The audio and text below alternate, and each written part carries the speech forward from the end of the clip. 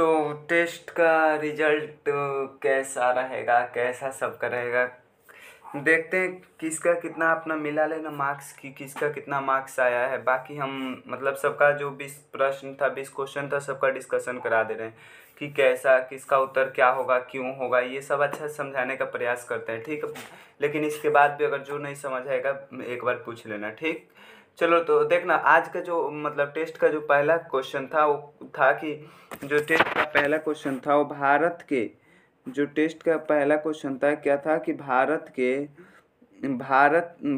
की संविधान सभा की गठित करने वाला आधार क्या था। मतलब इसका अर्थ, कहने का अर्थ ये है कि जो भारत का संविधान सभा था, भारत का क्या था, संविधान सभा था, उसको गठित करने का आधार क्या था। गठित करने का क्या, गठित करने का आधार मतलब यानी कहने का अर्थ है कि जो गठन हुआ उस समय हम जानते थे क्या था कि कांग्रेस, उस समय हम जानते थे कि कांग्रेस का अंग्रेज का गुलाम था। भारत क्या था, अंग्रेज का गुलाम था। तो जो भारत का संविधान था, जो भारत का संविधान था वो क्या हुआ, लिखा गया। भारत का संविधान क्या हुआ, हाँ ओके, भारत की संविधान सभा की गठित करने का आधार क्या था। तो भारत का जो संविधान सभा था उसको गठित करने का आधार मतलब भारत क्या था, अंग्रेज का गुलाम था, उस समय अंग्रेज का गुलाम था। ऑप्शन क्या है, ऑप्शन देखो क्या है, ऑप्शन जो है यहाँ पे देखो ऑप्शन क्या है कि भारत की संविधान सभा गठित करने का आधार क्या था। ऑप्शन है भारतीय राष्ट्रीय कांग्रेस का प्रस्ताव, कैबिनेट मिशन का प्लान, भारतीय स्वतंत्रता अधिनियम 1947, भारतीय डोमिनियन के प्रांतीय राज्य विधानमंडल के प्रस्ताव। यानी भारत के संविधान सभा यानी भारत को एक संविधान निर्माण करने का कौन से कारण बना, कौन सा एक मिशन आया, कौन सा एक अधिनियम आया या कौन सा एक प्रस्ताव आया जिससे भारत को एक संविधान सभा गठन करने का प्रावधान आया। तो एक आया था अंग्रेज के द्वारा। भारत बहुत लोग मांगे थे, सबसे पहले मांग किए थे संविधान सभा का 1918 के करीब में शायद सबसे पहला मांग किए थे बाल गंगाधर तिलक। कौन मांग किए थे, सबसे पहला मांग किए थे बाल गंगाधर तिलक, याद रखिएगा। अगर एग्जाम में पूछेगा कि भारतीय संविधान सभा की मतलब पहला मांग किसने किए थे, तो बाल गंगाधर तिलक। ठीक, बाल गंगाधर तिलक सबसे पहला मांग किए थे संविधान सभा का। उसके बाद धीरे धीरे मांग अंग्रेज से हुआ कि अंग्रेज से भारत के लोग ने मांग किया कि हमारे एक देश का संविधान होना चाहिए, हमारे देश का संविधान होना चाहिए। संविधान क्या है, एक कानून, एक नियम है, एक प्रक्रिया है कि देश को चलाने के लिए एक वो प्रक्रिया है। तो प्रक्रिया को मांग देश के लोग, भारत के लोग कर रहे थे। ठीक, तो उस समय क्या हुआ, उस समय पहला जो उस समय आया था एक क्रिप्स मिशन आया था। कौन सा मिशन, क्रिप्स मिशन, याद रखिएगा कौन सा, क्रिप्स मिशन। क्रिप्स मिशन आया था कब, 1945 के आसपास आया था। ठीक, तो ये बोला था, क्या बोला था ये कि हाँ हम भारत को स्वतंत्र कर देंगे, हम भारत को एक संविधान देंगे, संविधान बनाएंगे, लेकिन हमारा जो 1942 या 40 के आसपास आया था, 45 नहीं। तो ये जो बोला था कि उस समय विश्व युद्ध चल रहा था, तो विश्व युद्ध खत्म होने के बाद तो ये क्या किया, मुस्लिम लीग और जो उस समय मुस्लिम लीग, दो पार्टियां थी, मुस्लिम लीग और कांग्रेस पार्टी, ये दोनों को ये स्वीकार नहीं था, ये क्या था, स्वीकार नहीं था। उसके बाद आया कैबिनेट मिशन, कौन सा, ऑप्शन नंबर बी। उसके बाद आया कैबिनेट मिशन। कैबिनेट मिशन ने बोला 1946 में ये बोला कि ठीक है संविधान सभा अब गठन कर सकते हैं। ठीक, ये प्रस्ताव लाए। ठीक, तो ऑप्शन नंबर क्या होगा, बी होगा। ठीक, ऑप्शन नंबर क्या होगा, बी होगा। ठीक, समझ आया, यहाँ तक समझ आया। दूसरा जो प्रश्न है कैबिनेट मिशन। हाँ देखो कैबिनेट मिशन, फिर कैबिनेट मिशन जो था, कैबिनेट मिशन क्या था, देखो कैबिनेट मिशन योजना के अंतर्गत संविधान के निर्मात्री परिषद में प्रत्येक प्रांत का आवंटन सदस्य की संख्या निर्धारित करने के लिए एक प्रतिनिधि कितनी जनसंख्या पर अनुपात में था। यानी कहने का अर्थ है कि जो कैबिनेट मिशन का प्लान आया था 1946 में, उसके अंतर्गत आया था कि 300 उस समय 389 389 सीट था, 389 संविधान सभा का सीट था। तो इस समय चुनने के लिए इस समय जिसमें 292 कितना 292 प्लस 292 पर चुनाव हुआ, और जो बाकी सीट था 292 के अलावा 292 सीट पर चुनाव हुआ, बाकी सीट राजाओं का था। तो वो चुनाव नहीं हुआ, वो नियुक्त हो गया। ठीक, वो नियुक्त हो गया, ऐसे ही दे दिया गया। तो 292 सीट था, उस पर चुनाव हुआ। ये सीट ऐसे बांटा गया कि 10 लाख जनसंख्या पे एक सीट दिया जाएगा, 10 लाख जनसंख्या पे एक सीट दिया जाएगा। तो वहीं पूछ रहा है कि आवंटित सदस्य मतलब जो सदस्य प्रतिनिधि खड़ा होंगे वो कितनी जनसंख्या के अनुपात पे खड़ा होंगे। तो याद रखिएगा 10 लाख, कितना 10 लाख पे। ठीक, ऑप्शन नंबर क्या होगा बी, ऑप्शन नंबर होगा बी। ठीक, अगला जो प्रश्न है, अगला प्रश्न पूछ रहा है, देखो अगला प्रश्न पूछ रहा है कि जो भीमराव अंबेडकर हैं, भीमराव अंबेडकर का संविधान सभा निर्वाचन हुआ था, यानी जो भीमराव अंबेडकर थे उनका संविधान सभा किस सीट से निर्वाचित हुए थे। जो भीमराव अंबेडकर थे वो किस सीट से निर्वाचित हुए थे। तो देखिए पहले क्या था, पहले पश्चिम बंगाल के सीट से निर्वाचित हुए थे। पश्चिम बंगाल के जो एक सीट था उससे निर्वाचन हुआ था। ठीक, पश्चिम बंगाल के, ये पश्चिम बंगाल का वो सीट कहाँ चला गया, 1947 में क्या हुआ, भारत और पाकिस्तान अलग हो गया, भारत पाकिस्तान अलग हो गया। तो ये क्या किए, ये जो थे ये पश्चिम बंगाल सीट से इस्तीफा हट गए। ठीक, ये मुंबई प्रेसिडेंसी से फिर खड़ा हुए, मुंबई प्रेसिडेंसी से खड़ा होकर पुणे सीट से चुनाव जीते। ठीक, किस सीट से, पुणे सीट से चुनाव जीते। तो यहाँ पे दोनों ऑप्शन है, ऑप्शन नंबर ए भी सही है लेकिन बी भी सही है कि निर्वाचन किस सीट से हुआ। तो निर्वाचन, पहला निर्वाचन याद रखिएगा पश्चिम बंगाल से हुआ, ऑप्शन नंबर ए होगा। ठीक, ऑप्शन नंबर क्या होगा, ए होगा, ऑप्शन नंबर ए होगा। ठीक, याद रखिएगा ऑप्शन नंबर क्या होगा, ए होगा। अगला प्रश्न है, देखो अगला प्रश्न भी बहुत मज़ेदार है। अगला प्रश्न है कि संविधान सभा का पहला सत्र कब हुआ। यानी कहने का अर्थ है कि संविधान सभा यानी क्या, कि संविधान निर्माण करने के लिए एक सभा होना चाहिए, एक मीटिंग होना चाहिए। तो मीटिंग कब हुआ, पहला मीटिंग कब हुआ, पहला जो सत्र था वो कब हुआ, पहला सत्र कब हुआ। तो पहला सत्र याद रखिएगा 9 दिसंबर 1946 को हुआ। कब हुआ, 9 दिसंबर 1946 को। अगर दूसरा सत्र पूछे तो 12 दिसंबर, कब, 12 दिसंबर याद रखिए। दूसरा सत्र कब, 12 दिसंबर, 12 दिसंबर 1946। अगर दूसरा सत्र पूछे तो 12 दिसंबर 1946। 9 दिसंबर को जो सत्र हुआ इसमें अस्थायी अध्यक्ष, स्थायी नहीं अस्थायी अध्यक्ष सचिदानंद सिन्हा को बनाया गया। किसको, सचिदानंद सिन्हा, किनको बनाया गया, सचिदानंद सिन्हा को बनाया गया। याद रखिएगा अस्थायी अध्यक्ष सचिदानंद सिन्हा को प्रथम जो बैठक हुआ है संविधान सभा का, प्रथम बैठक पूछे या प्रथम सत्र पूछे तो याद रखिएगा 9 दिसंबर 1946 प्रथम जो थे प्रथम अध्यक्ष अस्थायी अध्यक्ष सचिदानंद सिन्हा। फिर 12 दिसंबर को दूसरा बैठक हुआ, 12 दिसंबर को जो दूसरा बैठक हुआ इस समय स्थायी अध्यक्ष राजेंद्र प्रसाद को बनाया गया। किसको, अगर स्थायी अध्यक्ष पूछे, यहाँ पर कौन सा प्रश्न था, हाँ ये प्रश्न था। अगर अंतिम बैठक पूछे तो अंतिम बैठक याद रखिएगा, अंतिम बैठक अगर पूछे अंतिम बैठक तो अंतिम बैठक 24 जनवरी को हुआ। कब, 24 जनवरी 1950 को। अंतिम बैठक कब हुआ, 24 जनवरी 1950 को हुआ। ठीक, 24 जनवरी 1950 को हुआ अंतिम बैठक।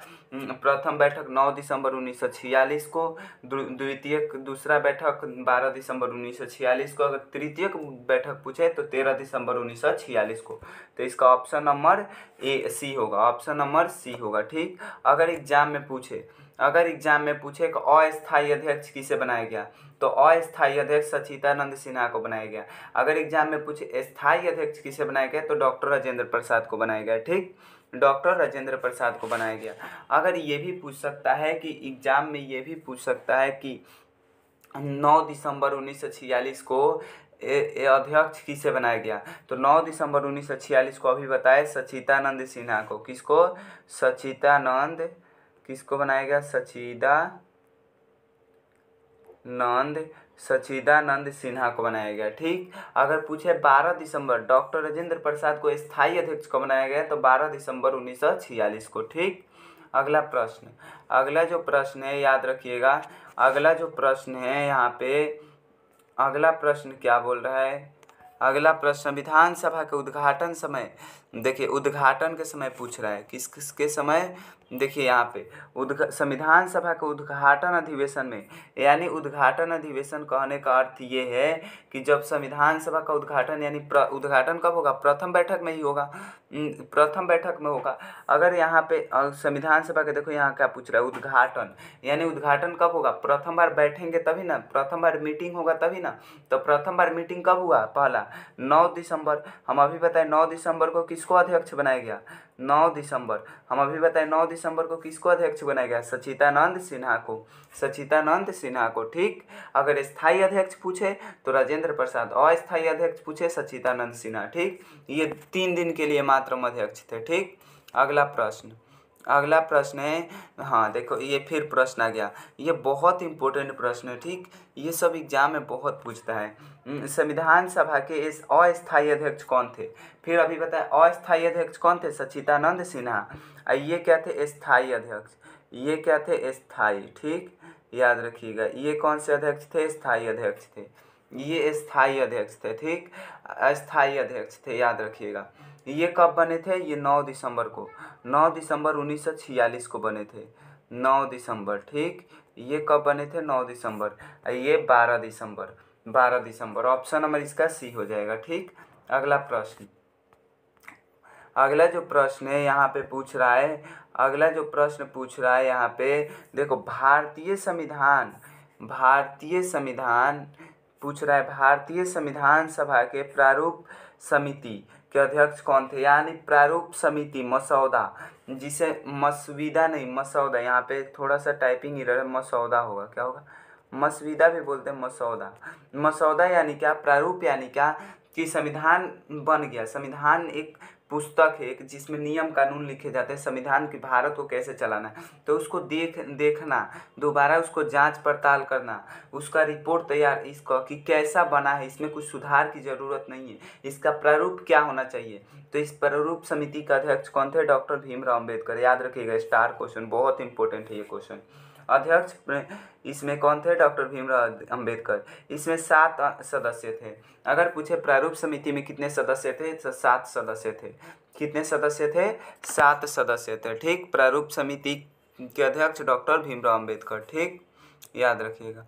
अगला प्रश्न है यहाँ पे, ज्योग्राफी का प्रश्न आ गया कि सौर मंडल की खोज, यहाँ पे आ गया ज्योग्राफी का प्रश्न कि सौर मंडल की खोज किसने की थी। सौर मंडल की खोज, ऑप्शन है गैलीलियो, बेराल्ड, कोपरनिकस और केपलर। तो इसका देखिए, इसका सही उत्तर क्या होगा, इसका सही उत्तर क्या होगा, ये सब क्या थे, कुछ इसमें थे कि सब क्या बोल रहे थे कि जो पृथ्वी है वो केंद्र है और सूर्य इसके चारों तरफ परिक्रमा करता है, कि बाकी सब ग्रह इसके चारों तरफ परिक्रमा करते हैं।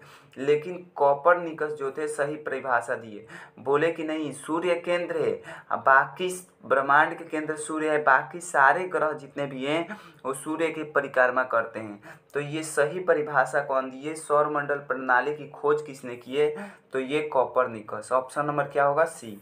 ऑप्शन नंबर क्या होगा, सी। अगला प्रश्न बोल रहा है यहाँ पे देखो, अगला प्रश्न बोल रहा है यहाँ पे कि निम्नलिखित में से कौन सा सौरमंडल का भाग नहीं है। ये सौरमंडल का भाग नहीं है, वो कौन सा, तो ये देखो जितने भी ग्रह हैं जो सूर्य के चक्कर लगाते हैं वो सब सौरमंडल का भाग है। तो ये क्षुद्र ग्रह भी लगाते हैं, धूमकेतु भी लगाता है, ग्रह भी लगाता है, ये तीनों लगाते हैं। लेकिन जो निहारिका है वो सूर्य के चक्कर नहीं लगाती है। ये क्या है, ये गैस है या कण है, जो गैस और कण है इससे मिलकर एक बादल बनता है, उसी बादल को क्या बोलते हैं, निहारिका बोलते हैं। निहारिका को इंग्लिश में निबुला बोलते हैं। क्या बोलते हैं, निबुला, NIBULA, इंग्लिश में निबुला बोलते हैं। ठीक, याद रखिएगा। तो ऑप्शन नंबर क्या होगा, डी। ऑप्शन नंबर डी, याद रखिए। अगला प्रश्न, अंतरिक्ष में कुल कितने तारामंडल है। अंतरिक्ष में जो अंतरिक्ष है उसमें कुल कितने तारामंडल है, अंतरिक्ष में कुल कितने तारामंडल है। तो ऑप्शन है 88, 87, 89 90। तो इसका सही उत्तर होगा 90, सॉरी 88। इसका सही उत्तर क्या होगा? अंतरिक्ष में कुल तारामंडल 88 है। तारे को समूह को, जो तारा होता है उसके समूह को क्या कहते हैं? तारामंडल कहते हैं, याद रखिएगा।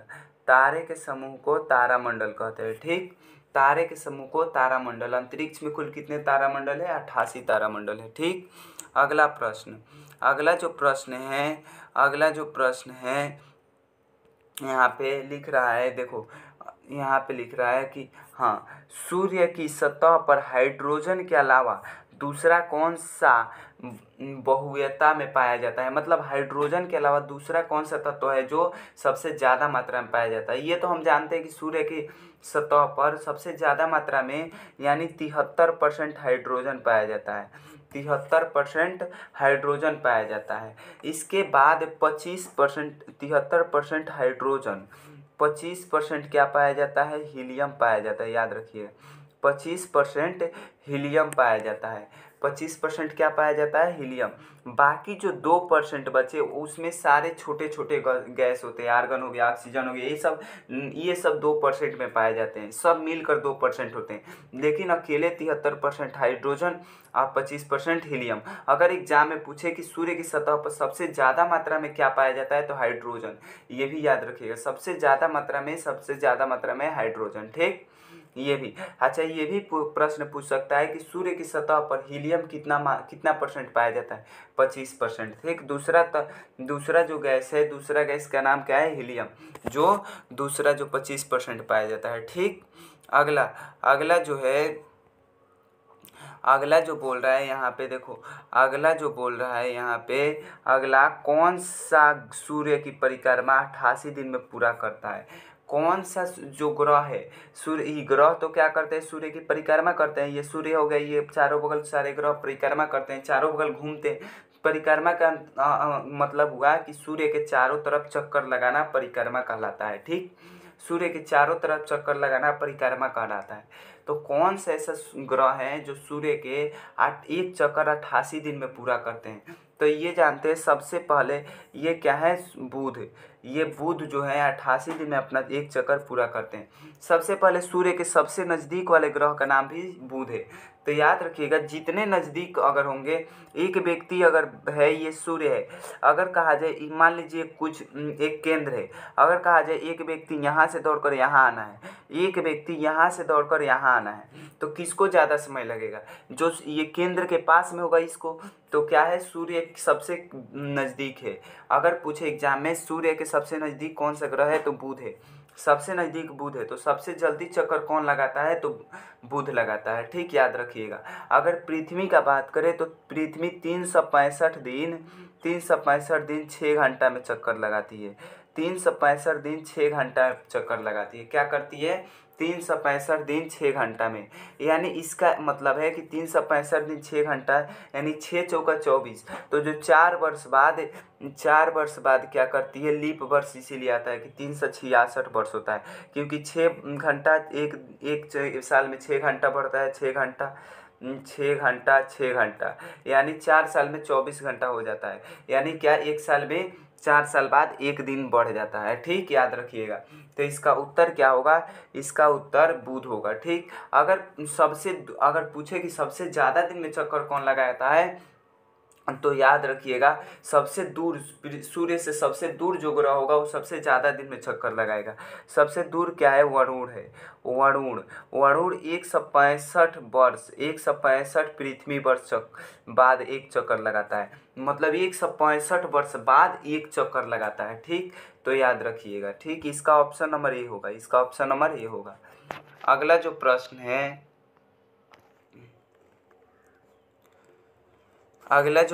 है, अगला प्रश्न पूछ रहा है, सौर मंडल का सबसे बड़ा ग्रह कौन सा है? अगर सौर मंडल का सबसे बड़ा ग्रह पूछे तो सबसे बड़ा ग्रह बृहस्पति है। ठीक, सौर मंडल का सबसे बड़ा ग्रह बृहस्पति है। कौन सा है? सौर मंडल का सबसे बड़ा ग्रह, याद रखिएगा, बृहस्पति है। कौन सा है?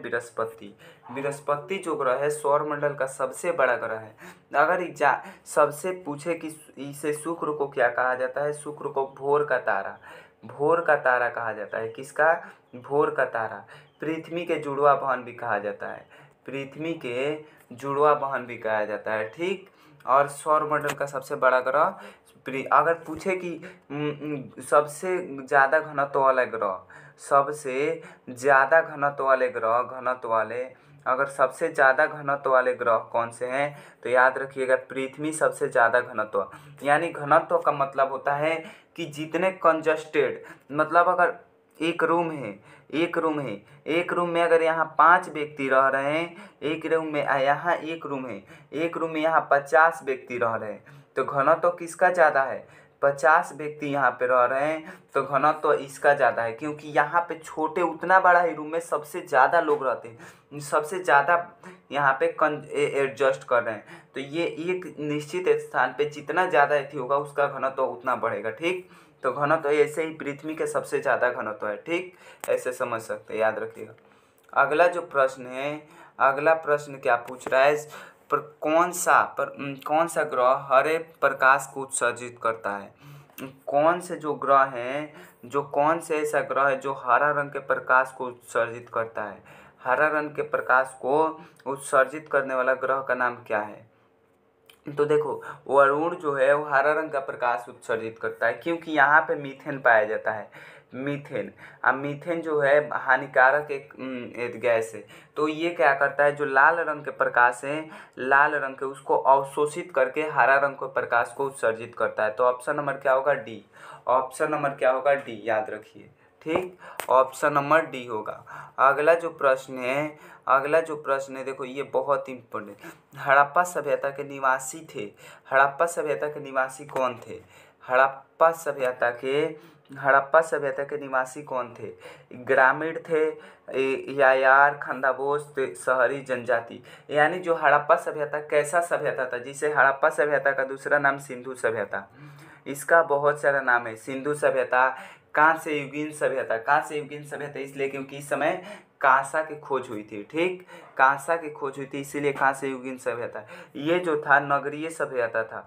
क्या था? नगरीय सभ्यता, यानी शहरी सभ्यता था। अगर ग्रामीण सभ्यता का बात करें तो वैदिक काल, जो वैदिक सभ्यता वो ग्रामीण सभ्यता था, ठीक।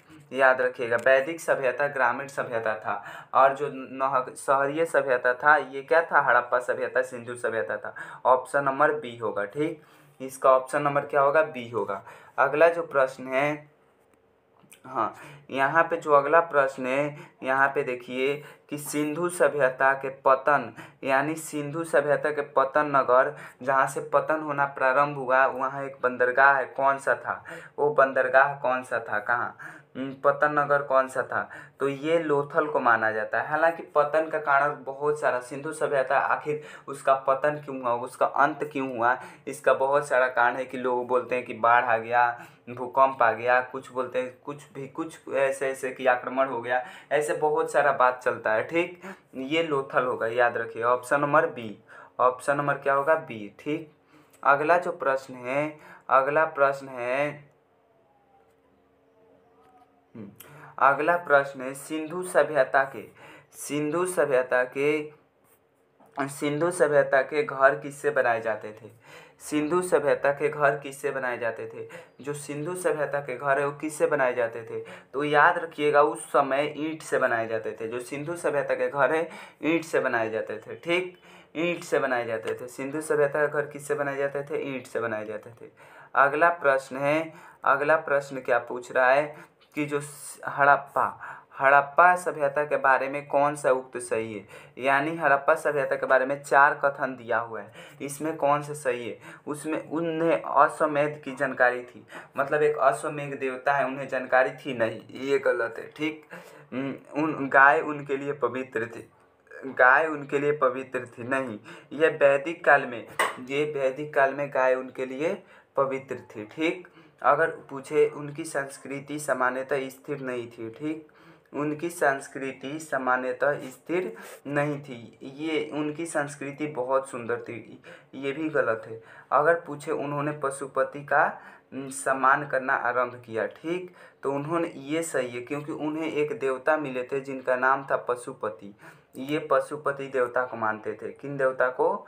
पशुपति, याद रखिएगा, पशुपति देवता को मानते थे। ठीक, तो ऑप्शन नंबर क्या होगा? सी होगा। ऑप्शन नंबर क्या होगा? सी होगा। बाकी सब गलत है। उन्हें गाय के लिए पवित्र नहीं थी क्योंकि ये वैदिक सभ्यता का गाय पवित्र था। ठीक, और समय की जानकारी नहीं थी, उन्हें संस्कृति स्थिर थी। ठीक, स्थिर थी। ऑप्शन नंबर सी होगा। हाँ, ये भी प्रश्न बहुत इम्पोर्टेंट है। ये भी प्रश्न बहुत इम्पोर्टेंट है। सिंधु सभ्यता के बृहत स्नानागार पाया गया, जो मतलब एक स्नानागार है, स्नान कर, हाँ, स्नानागार वो पाया गया। सिंधु सभ्यता के बृहत स्नानागार पाया गया।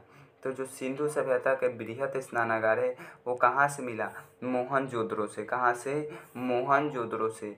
अगर मोहनजोदड़ो का बात करें तो मोहनजोदड़ो ये वर्तमान में पाकिस्तान में पड़ता है। कहाँ? पाकिस्तान में। ये वर्तमान में पाकिस्तान में पड़ता है। ठीक, ऑप्शन नंबर क्या हो जाएगा? ए।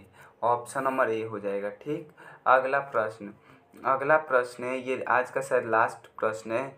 आज का शायद लास्ट प्रश्न है कि अगला प्रश्न क्या बोल रहा है कि हड़प्पा सभ्यता किस युग की थी? मतलब जो हड़प्पा का सभ्यता था वो किस युग का था? किस युग का था? तो कांस्य युगीन, पूरा पाषाण युगीन, नव पाषाण युगीन, लौह युग, ये किस युग का था? तो याद रखिएगा कांस्य युग का था। किस युग का? कांस्य युग। क्यों? अभी बताए थे कांस्य युग। क्यों? इसे हड़प्पा सभ्यता का दूसरा नाम सिंधु सभ्यता भी बोलते हैं। इसे पूरा पाषाण काल एक पाषाण काल का प्रकार है। पाषाण काल को 3 भागों में बांटा गया। एक पूरा पाषाण काल, एक मध्य पाषाण काल, एक नव पाषाण काल। पूरा पाषाण काल ये पिलियोलिथिक एज, नव पाषाण काल मेसोलिथिक एज, इंग्लिश में कहते हैं। नव पाषाण काल को नियोलिथिक एज, अब मध्य पाषाण काल को मेसोलिथिक एज। लौह युग, ये लौह युग बाद में आया, लोहे के खोज होने लगा तो लौह युग। ऑप्शन नंबर इसका ए हो जाएगा। ठीक, याद रखिएगा। यहाँ तक, हाँ, यहाँ तक समझ आया? आशा करते यहाँ तक समझ आया होगा। चलो ठीक है, तो मिला लेना।